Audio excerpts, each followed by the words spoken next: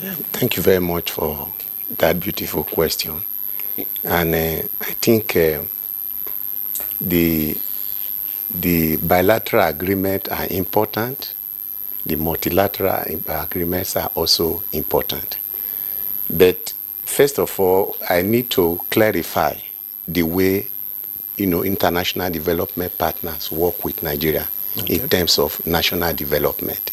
It is not just, those agreements are to facilitate what we are doing in Nigeria.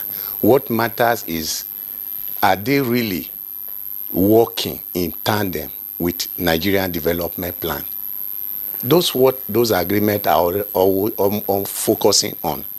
The most important thing is that we have what is called the Paris Declaration of 2005. They have 5 principles: ownership, alignment, harmonization, managing for result, and mutual accountability. So those are the key 5 principles governing all development partners in the world, with each country they are working with. So the first important thing is that, how do they work with us? First of all, in designing their projects and program, we ensure that those documents that have been alluded by my colleagues and the permanent secretary, the National Development Plan, we put it on the table. We also provide... So that they can key in. So that they can key in. We also provide the Agenda 2050, including the global agenda, which is called Sustainable Development Goal. All of them, they know about it. So once those things are on the table, say these are the priorities of Nigeria, that is where ownership, justify, and alignment, they are expected to align with our development plan, based on the fact that it is we who owns development. You must align your priorities with our own priority, and it must harmonize.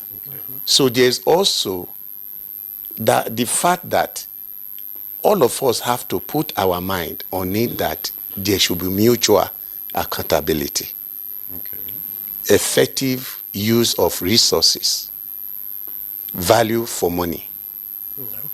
So that is there.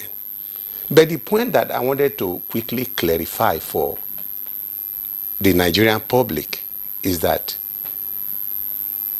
most bilateral agreements, which you hear, we sign agreement and all of that, some of the money we pay counterpart in respect of those agreements, they also bring their main money either in form of loan aid or grants.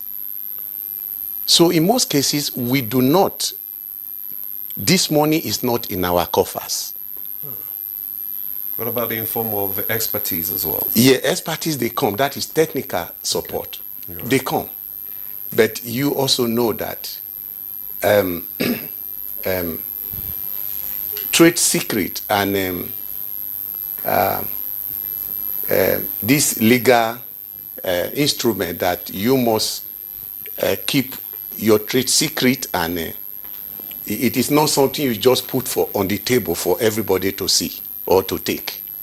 So the development partner is always with that idea. We don't have to just freely give you our technology. The world... Don't you have agreement for training? Yeah, they do. They do. Transfer of technology. Of course they do. Okay. But you know that aid is political as well. So we reach an agreement, but you cannot carry gun or cane to kill anybody, so that we sign an agreement that you didn't comply with it. People are selfish with their technology. They don't want to let the world have these secrets. So they just do it in a way that you are not able to really grab the technology. So how beneficial is it then to us that we enter into these agreements? Yes. We sign treaties. Of course, and all I'm not saying we don't benefit at all. But you cannot opt out from such a global system. Because first of all, you don't have it. So it's better you are there, get little by little bit of it, because the point is that there's no morality in economics. So people are, the international community, they are not wholeheartedly willing to give you, for example, the person who manufactured plane, he's not just ready to give you how it is done. Trade secret. Trade secret, and all of that. So these are some of the things that govern bilateral agreement. Though the things are there that we will give you aid, we will give you grants, we will give you technical assistance, but are they wholeheartedly committed? For example, each country is supposed to give 0.7% of their GDP to international development, to international support. But how many countries complies with it? Does Nigeria comply? For developed countries, for OECD, I'm talking about OECD, Organization of Economic Cooperation and Development. So they are supposed to contribute 0.7% of their GDP to support international development, international assistance. But they are not just there.